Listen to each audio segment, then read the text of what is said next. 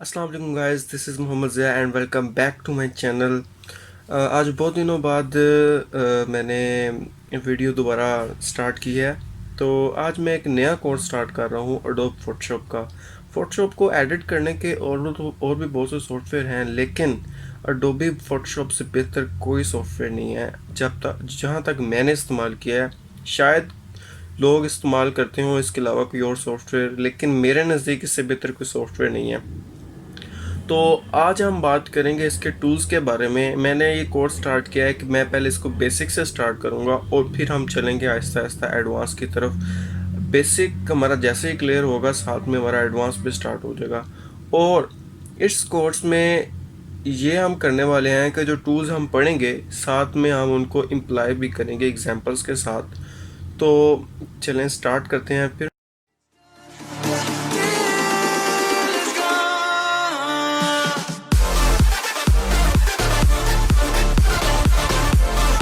अगर आप मेरा ये डेस्कटॉप देखें तो मैंने ये फ़ोटोशॉप ओपन कर लिया है। मेरे पास फ़ोटोशॉप है 2020 वर्जन, ये मैंने डाउनलोड किया था।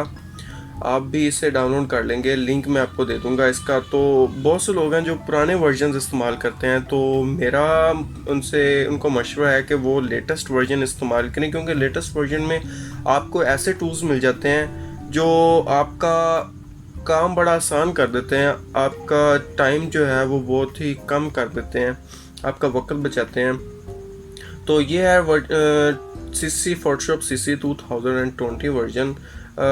मैंने बहुत से लोग ऐसे देखे हैं जो 2007 वाला वर्जन इस्तेमाल करते हैं। वेरी ओल्ड वर्जन, वो बहुत पुराना वर्जन है। आपको नया वर्जन इस्तेमाल करना चाहिए।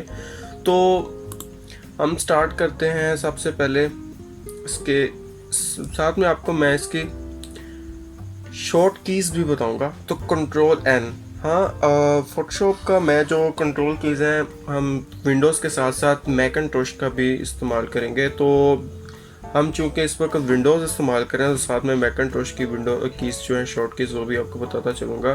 तो control N for Windows and command N if you are using Mac. Control N for new, हम हमारे अगर आपने कोई न्यू लेयर है वो आपने बनानी है, तो ये आपके पास कुछ प्री सेट्स हैं कि आपने किस साइज़ का आपके पास आपका कैनवास साइज़ होना चाहिए। यहाँ पे आपके मुख्तलिफ साइज़ के कैनवास साइज़ पड़े हैं। अगर हम यहाँ पे फ़ोटोज़ के ऑप्शन पे जाते हैं तो यहाँ पे हमारे पास डिफ़ॉल्ट कुछ पड़े हैं। डिफ़ॉल्ट फ़ोटो साइज़, ये लैंडस्केप। यहाँ पे विंडोज़ साइज़ आपको मिल जाएगा कि आपके विंडोज़ जो डेस्कटॉप का साइज़ होता है वो भी आपको मिल जाएगा। प्रिंट में चलते हैं तो प्रिंट के साइज़ आपको मिल जाएंगे, letter size, legal size, A4, A5 या जैसा भी आपको साइज़ चाहिए। आर्ट एंड इलस्ट्रेशन में, वेब में, मोबाइल। हाँ, यहाँ पे एक जो इस सॉफ्टवेयर मुझे बहुत सी जो नई चीज़ें हैं वो सीखने को मिली हैं, और बहुत सी चीज़ें हैं ऐसी हैं जो आपका काम बड़ा आसान कर देते हैं। यहाँ पे आपको पास आपके मोबाइल्स के साइज़ आपको मिल जाएंगे कि आपके मोबाइल का जो साइज़ है उस हिसाब से आप यहाँ पे सिलेक्ट कर सकते हैं। अपने यहाँ पे वीडियोस तक आप एडिट कर सकते हैं एडोबी फोटोशॉप के अंदर। सो कंट्रोल एन, इसी को ले लेते हैं यहाँ पर। तो this is called move tool. Move tool का काम क्या होता है कि इसके ऊपर, इसके ज़रिए आप अपनी पिक्चर्स को, यहाँ पे अपना सब्जेक्ट जो है आप उसको यहाँ पे मूव कर सकते हैं एक जगह से दूसरी जगह। यहाँ पे कुछ सब्जेक्ट हमारा यहाँ पे इंपोर्ट करते हैं। तो मैंने कुछ फ़ोटोज़ हैं वो मैंने डाउनलोड कर रखी हैं। ये फ़ोटोज़ आपको गूगल से भी मिल जाएंगी, लेकिन गूगल से आपको हाई क्वालिटी इमेजेस नहीं मिलती हैं।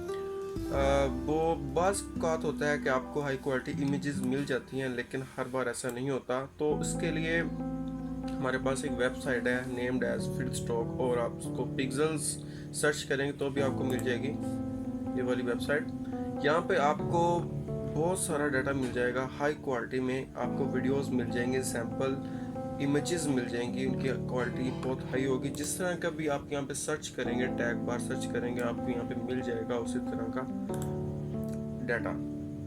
मिलियंस ऑफ यूजर्स हैं इसके। आपको आपके हिसाब से जिस तरह का भी आपके ज़हन में पिक्चर आएगी, आपको यहाँ से ज़रूर मिल जाएगी। तो हमारे काम के हिसाब से मैंने यहाँ पर कुछ वीडियोस हैं, वो पिक्चर्स हैं, वो मैंने यहाँ पे डाउनलोड कर रखी हैं। मूव टूल का हमने ये यूज़ पढ़ लिया। मूव टूल का यूज़ क्या है कि यहाँ पे आपने सिर्फ पिक्चर्स को यहाँ पे मूव करने के लिए आप इसका इस्तेमाल करेंगे। आप लॉन्ग प्रेस करें माउस का लेफ़्ट की को, तो आपके पास यहाँ पे कुछ नए टूल्स मिल जाते हैं। आर्टबोर्ड टूल, आर्टबोर्ड टूल का काम सिर्फ ये है कि आपने जितना इसको साइज़ चाहिए उतना वो साइज़ अपने कैनवास के ऊपर फिट कर देता है। ये देखें, ये कैनवास के ऊपर इसने इतना साइज़ जो है वो फिट कर दिया। आप इसको मूव कर सकते हैं, लाइट रैप जैसा भी हो, कंट्रोल जी और कमांड जी। नेक्स्ट टूल है हमारा सिलेक्शन टूल। सबसे पहले आता है लाजो टूल। लाजो टूल के अंदर आप सिलेक्शंस करते हैं अपनी सब्जेक्ट की। अगर आपने बैकग्राउंड मूव करना है या जैसा भी हो, तो ये थोड़ा सा कॉम्प्लिकेटेड है, लेकिन इतना ज़्यादा कॉम्प्लिकेटेड नहीं है।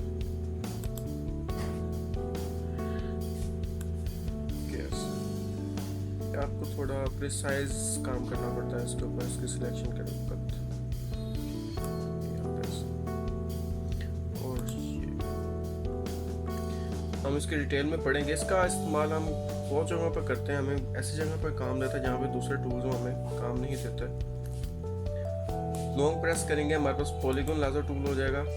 पॉलीगॉन लाजर टूल के अंदर हम स्टेप बाय स्टेप काम कर सकते हैं ऐसे।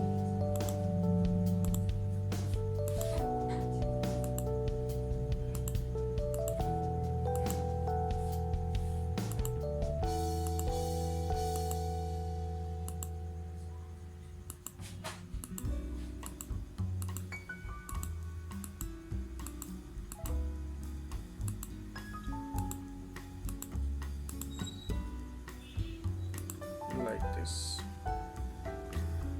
पीछे जाएंगे वापस, और हमारे पास यहाँ पे एक मैजिकल लेजर टूल है। इसका इस्तेमाल, इसका ये काम कैसे करता है, ये आपके पिक्चर्स का जो कंट्रास्ट होता है ये उसी को सिलेक्ट करके ऑटो सिलेक्शन करता है। अगर मैं इसको यहाँ से सिलेक्ट करना शुरू करता हूँ तो ये बालों का जो कंट्रास्ट है, जहाँ जहाँ पे सेम कंट्रास्ट होगा वहाँ पे ये ऑटो सिलेक्ट करता जाएगा। यस, ये भी एक प्रिसाइज टूल है। like this, there you go। बैठ जाएंगे। नेक्स्ट टूल यहाँ पे पर्सपेक्टिव टूल है। ये पर्सपेक्टिव टूल हम बाद में पढ़ेंगे। इसका इस्तेमाल मैं आपको आइडिया दे देता हूँ इसका इस्तेमाल कैसे है। इमेजेस के अंदर बाज़ औक़ात आपने एक पर्सपेक्टिव के हिसाब से कोई इमेज लगानी होती है। जैसे कि आपने इमेज का कोई साया बनाना है, इसका शेडो बनाना है, तो इस टूल के ज़रिए हम उसका शेडो बनाएंगे। लेकिन हम इसका एग्जांपल्स के साथ करेंगे, तो इसलिए हम इसको एक दफ़ा यहीं पे छोड़ देते हैं। लॉन्ग प्रेस के अंदर जाएंगे तो आपके पास यहाँ पे और भी काफ़ी सारे टूल। क्रॉप टूल का इस्तेमाल हमें पता है। इसका इस्तेमाल क्या है कि आपने यहाँ पे अपनी इमेज का साइज़ जो है वो चेंज करना, तो यहाँ पे क्रॉप टूल के ज़रिए आप चेंज कर सकते हैं। एंड हिट ओके, ठीक होगा। बैक जाएंगे तो इसी तरह हमारे पास ये ब्रश टूल है मिक्सचर में। सबसे पहले ब्रश टूल के ऊपर आएंगे। ब्रश टूल का इस्तेमाल क्या करते हैं हम, ब्रश टूल का इस्तेमाल बाज़ औक़ात हम कलर के ज़रिए करते हैं। यहाँ पे इसके बहुत सारे इस्तेमाल हैं। यहाँ पे आपके पास इसके टाइप्स मिल जाएंगी, सॉफ्ट ब्रश, हार्ड ब्रश, उनकी फिजीनेस के हिसाब से, उसके हार्डनेस के हिसाब से, या फिर उसके फ्लो के हिसाब से आपको यहाँ पे मुख्तलिफ तरह के ब्रश मिल जाएंगे, जिन हर ब्रश का इस्तेमाल उससे अलग है। अगर मैं ये वाला ब्रश लेता हूँ तो सबसे पहले इसके ऊपर ये इसको कन्वर्ट टू लेयर्स करते हैं। इसके ऊपर स्मार्ट ऑब्जेक्ट्स ऑन था। स्मार्ट ऑब्जेक्ट एक ऐसा ऑप्शन होता है जिसके अगर आप किसी फोटो के ऊपर जब इसको ऑन कर दें तो आप इसको हार्म नहीं कर सकते। लाइक अ केज के अंदर जब आप किसी चीज़ को रखते हैं तो आप इसको हार्म नहीं कर सकते। तो अगर मैं यहाँ पर ये ब्रश टूल लेता हूँ, इसका साइज़ हम बड़ा कर लेते हैं, तो ये देखिए, आप ये देख रहे हैं इस वाले ब्रश का इस्तेमाल। और अगर मैं ये वाला ब्रश लेता हूँ तो इसका इस्तेमाल, ये इसकी हार्डनेस और इसकी हार्डनेस में काफ़ी फ़र्क है। तो आप मुख्तलिफ इस्तेमाल है यहाँ पे। नेक्स्ट चलते हैं हम, इसमें हमारे पास पेंसिल टूल मिल जाएगा, सेम काम है उसका।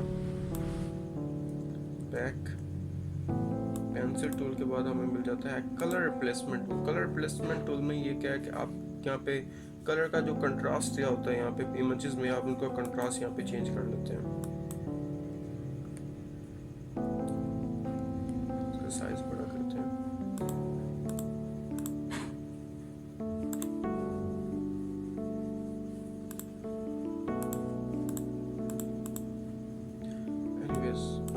Goes to mixture tool. Mixture tool का काम क्या होता है, मिक्सचर टूल के अंदर आपने यानी कि बाज़ का होता है कि पिक्चर्स के अंदर डिटेल बहुत ज़्यादा होती है, आप उस डिटेल को थोड़ा सा कम करने के लिए मिक्सचर टूल का इस्तेमाल करते हैं। कोई और पिक्चर जो है मैं वो ओपन करता हूँ, उसमें हम देखेंगे, इसी को ले लेते हैं।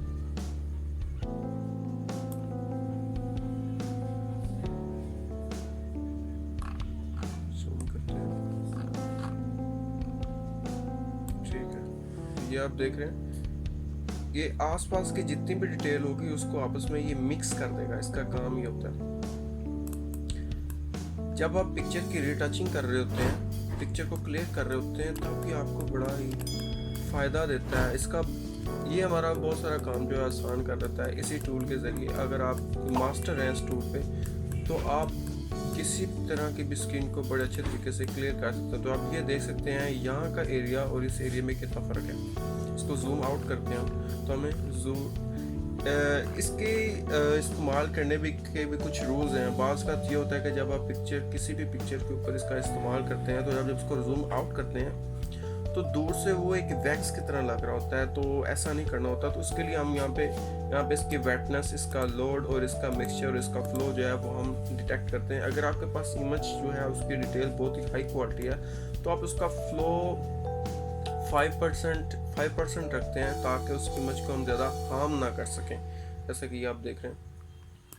और उसका वेटनेस जो है वो 25 बहुत है, लोड जो है 75% पे। और मेक श्योर कि आपके पास ये जो सिलेक्शन है ये वाला ऑफ हो, यहाँ पे इसको आपने ऑन रखना है और इसको ऑफ रखना है। और यहाँ पे हमेशा आपने क्लीन ब्रश लेना है, ठीक है, इस तरह। जूम इन करते हैं। मुख्तलिफ स्किन के हिसाब से आप इसके जो फ्लो, इसकी हार्डनेस और इसका मिक्सचर है वो आप चेंज करते जाएंगे। इसको अगर हम 35% पे कर लेते हैं, 32 इज इनफ, 72 फाइबर, इसको 1 से 10 के दरमियान रखेंगे, इससे ज़्यादा नहीं रखेंगे, इमेज इससे बहुत ज़्यादा हार्म हो जाती है। तो ये आप देख सकते हैं, उसकी जो असल जो डिटेल है वो आपके पास रिटेन रहेगी, ज़्यादा वाज़ेह फ़र्क नहीं होगा, इमेज थोड़ी सी क्लियर हो जाएगी।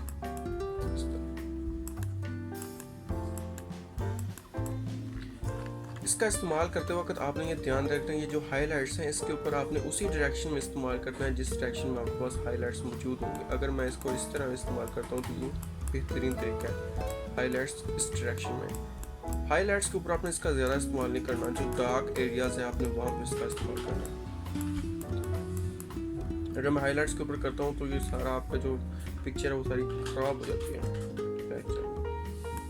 तो यहाँ पे ऐसे पिक्चर के अराउंड इस्तेमाल करेंगे।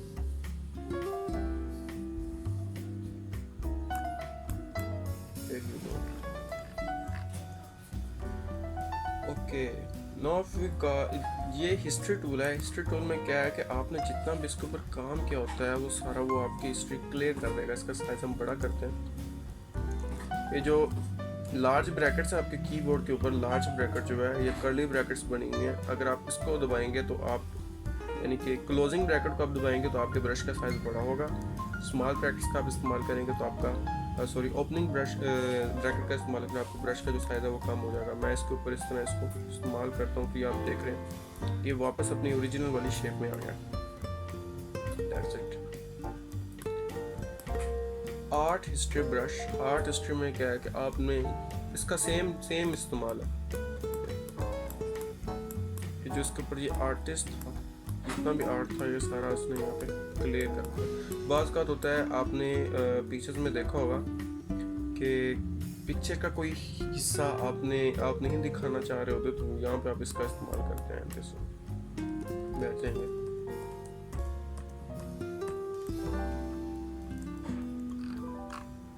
जूम आउट करेंगे, दिस इज़ आवर, सबसे पहले इसको ओपन कर लेते हैं। ओके, तो ये हमारे पास डस्टबिन टूल है। इसके अंदर क्या है कि आप यहाँ पे एक इमेज से उसका या तो कोई भी कलर ग्रेड्स लेके आप यहाँ पे इसके ऊपर फेंक सकते हैं। इसका कलर बैकग्राउंड आप चेंज कर सकते हैं इसके ज़रिए। या फिर यहाँ पे आपके पास एक ड्रॉपर मिलेगा, ग्रेडियंट टूल आपके पास मिलेगा यहाँ पे। अगर मैं यहाँ पे सिलेक्ट करता हूँ इसको, यहाँ से ऐसे आपने यहाँ पे ग्रेडियंट डालना हो तो ये आपके पास ये लेयर में मिल गया, ये ग्रेडियंट होता है। किसी तरह का भी इसका कलर आप यहाँ पे चेंज कर सकते हैं। यहाँ पर जाकर इसका फ्लो आप चेंज कर सकते हैं, जैसा भी आपको फ्लो चाहिए। यहाँ पे ये सारी चीज़ें आपको हम डिटेल से पढ़ेंगे इंशाल्लाह। बैक जाएंगे, this is a zoom tool, sorry dodge tool का इस्तेमाल क्या आता है कि डॉज टूल के अंदर आपके पास डिटेल दी हुई है, किसी भी पिक्चर के अंदर आपने डिटेल को कंट्रोल करने के लिए इसका इस्तेमाल करेंगे। साथ में आपके पास बर्न टूल है, बर्न टूल और डॉज टूल का इस्तेमाल बहुत ही ख़ास होता है, बहुत ही खूबसूरत होता है। अगर आपको इसका इस्तेमाल आता है तो आप इसके ज़रिए ये देखें, इमेज के अंदर कोई डिटेल लाने हो या फिर उस इमेज के अंदर आपने उसके डिटेल को बड़ा वाज़िया करना हो तो ये डॉज टूल का हम इस्तेमाल करते हैं और बर्न टूल का इस्तेमाल करते हैं। स्पॉन्ज टूल, स्मॉज टूल का इस्तेमाल हम अगर अपनी पिक्चर को ब्लैक एंड वाइट कर देता है, ये सारे पिक्चर को, जैसे ही हम इस पिक्चर के अंदर इसका इस्तेमाल करेंगे इस सारी पिक्चर को ब्लैक एंड वाइट कर देगा।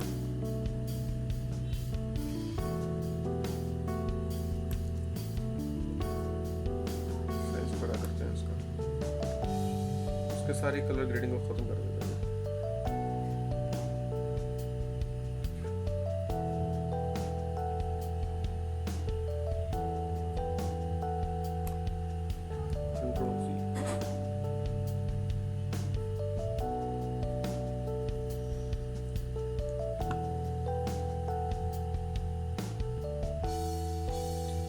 लोडिंग ले रहा है, लोडिंग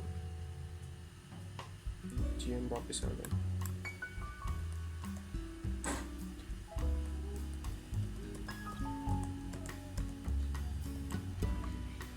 नेक्स्ट आते हैं हमारे पास यहाँ पे टेक्स्ट टूल है। यहाँ पे आपने कोई भी टेक्स्ट डालना है तो भी यहाँ पे आप लगा सकते हैं। इसके यहाँ पे कोई लिखते हैं एडोबी, यहाँ पे जो आपने फोरग्राउंड कलर दिया होगा उसके हिसाब से यहाँ पे चेंज करेगा। यहाँ पे बस कलर, इसका कलर रेड यहाँ पे सिलेक्ट करते हैं, यहाँ पे ऐसे हिट ओके।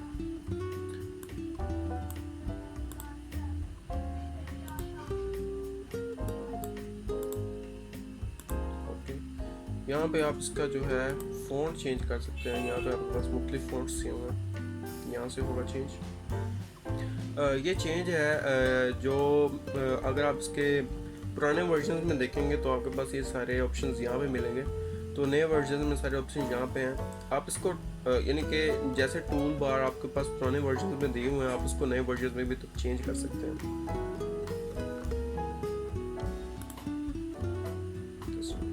इसका साइज चेंज कर सकते हैं यहाँ से, या फिर मूव टूल के जरिए आप इसका साइज चेंज कर सकते हैं।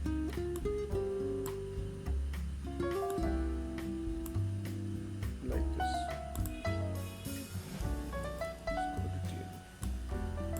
तो ये आपके पास यहाँ पे इसके अंदर ऑप्शन है। अगर आपने यहाँ पे वर्टिकल टेक्स्ट लिखना है, वर्टिकल टाइप मार्क लिखना है, हॉरिजॉन्टल टाइप मार्क में क्या है कि आपके पास टेक्स्ट होगा, उसके अंदर आपको कुछ कलर ग्रेडियंट्स मिलेंगे या आप आपको पिक्चर को लगा सकते हैं उसके अंदर आपको मुख्तलिफ के डिज़ाइंस मिलेंगे।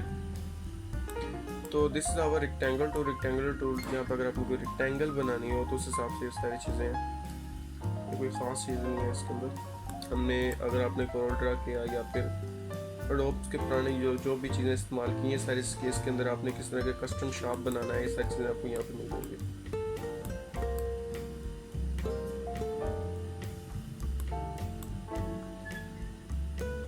यहाँ पे अगर आप कस्टम शॉप्स के अंदर जाते हैं तो यहाँ पे आप ट्रीज यहाँ पे आप सिलेक्ट करते हैं तो आपके पास यहाँ पे नए ऑप्शन मिलेंगे आपको।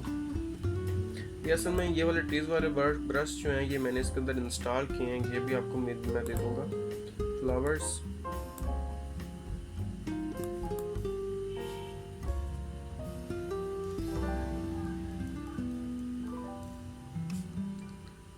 सॉफ्टवेयर बड़ा हैवी है और मेरे पास ग्राफिक कार्ड नहीं है। फ्लावर्स में आते हैं तो यहाँ पे आपको ये मिल जाएगा कैसे।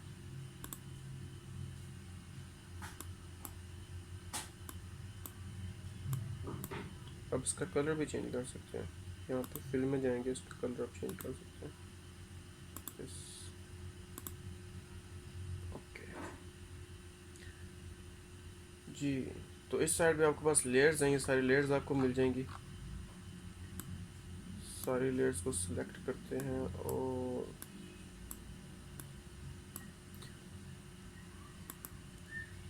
आर का बटन दबा के अगर आपने जिस लेयर को सिर्फ वाज़ह करना है आप उस लेयर को दबाएंगे, आर का बटन दबा के राइट लेफ्ट क्लिक करेंगे तो वो लेयर ओपन हो जाएगी। उसी बटन को आप दोबारा दबाएंगे तो आपके बाकी सारी लेयर्स जो हैं वो आपके पास यहाँ पे ओपन हो जाएंगे। जी, तो नेक्स्ट चलते हैं, हमारे पास ये जूम टूल है। आर्ट का बटन दबाएं तो आपके पास ये जूम आउट बन जाएगा। Here you go. Next next यहाँ पे अगर रेक्टेंगुलर मार्केट टूल मिल जाता है, इसका इस्तेमाल हम बाज़ का किस तरह की सिलेक्शन करनी हो तो वो आप यहाँ पे कर सकते हैं। कैसे? अगर मैं इतनी सिलेक्शन करता हूँ तो यहाँ पे सिलेक्शन आर्ट का बटन दबा के अगर मैं इसके अंदर ये सिलेक्शन करता हूँ तो आपके पास इतनी सिलेक्शन मिल जाएगी। अब ये आपकी सिलेक्शन कहलाएगी। और भी तरीका है, यहाँ पे इसको सिलेक्ट करें, ठीक है, और यहाँ पे इसी तरह मार्केट टूल का इस्तेमाल करके सॉरी यहाँ पर आए और ये कर दें तो आपको इतना ये माइनस कर देगा। जी, आपके पास यहाँ पे ऑप्शंस पड़े हैं। इसी के अंदर आपको भी ये एलिप्स फॉर्म में मिल जाएगा या फिर सिंगल रो फॉर्म में मिल जाएगा या सिंगल कॉलम फॉर्म में मिल जाएगा। आगे हमारे पास एक और सिलेक्शन टूल है, ये बहुत ही इंटरेस्टिंग टूल है। इसका इस्तेमाल देखेंगे, इसका साइज़ बड़ा करते हैं। ये आपकी सिलेक्शन करेगा, जैसे जहाँ जहाँ पे कंट्रास्ट सेम होगा ना बैकग्राउंड का, ये वहाँ वहाँ पे सिलेक्शन कर लेगा। यहाँ पे चलते हैं।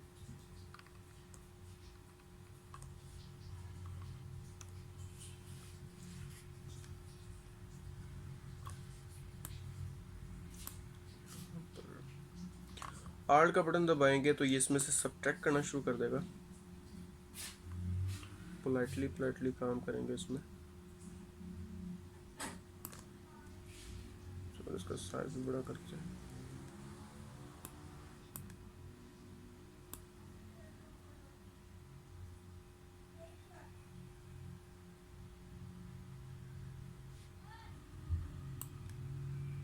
Like this. जूम इन करेंगे, जितना आप जूम करके काम करेंगे आपका काम उतना ही खूबसूरत होगा। आर्ट का बटन दबाएंगे।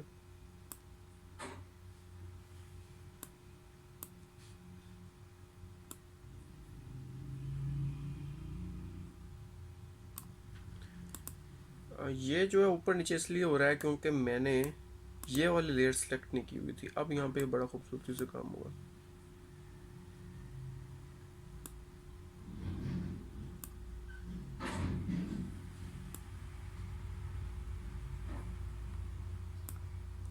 ये तो बैक आते हैं, आर्ट का बटन दबा के जूम आउट करेगा। यहाँ पे हम इसके ऊपर ये ले लें, वापस चलेंगे कंट्रोल जी। इस वाले आप इसको जब सिलेक्ट करेंगी तो एक्स का बटन दबाएं, एक्स का बटन का फोरग्राउंड कलर यहाँ पे चेंज हो जाएगा। तो अब सिलेक्शन जो है हमारे पास इन्वर्ट हो गई है। यहाँ पे आप सिंपली यहाँ पे भी कर सकते हैं सिलेक्ट इन्वर्ट्स, यहाँ पर जाएं और ये आपके पास उतना हिस्सा गायब हो जाएगा। बैक आते हैं।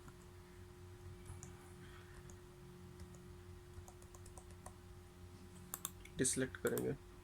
नेक्स्ट टूल है हमारे पास यहाँ पे ऑब्जेक्ट सिलेक्शन।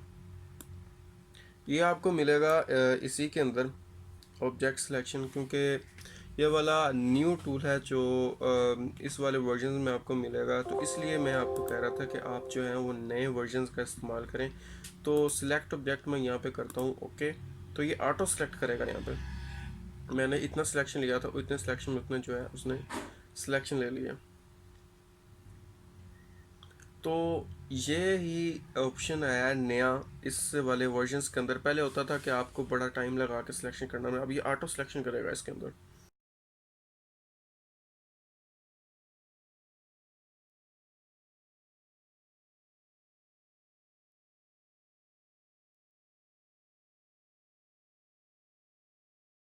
इसी को एक दफ़ा आई थिंक यहाँ पे क्लोज करते हैं।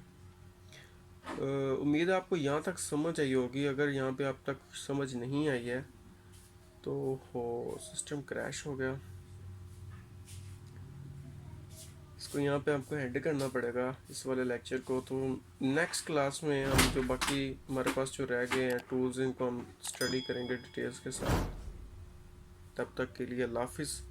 और जाते जाते मेरे इस वीडियो को लाइक कर दें, शेयर कर दें और सब्सक्राइब भी कर दें।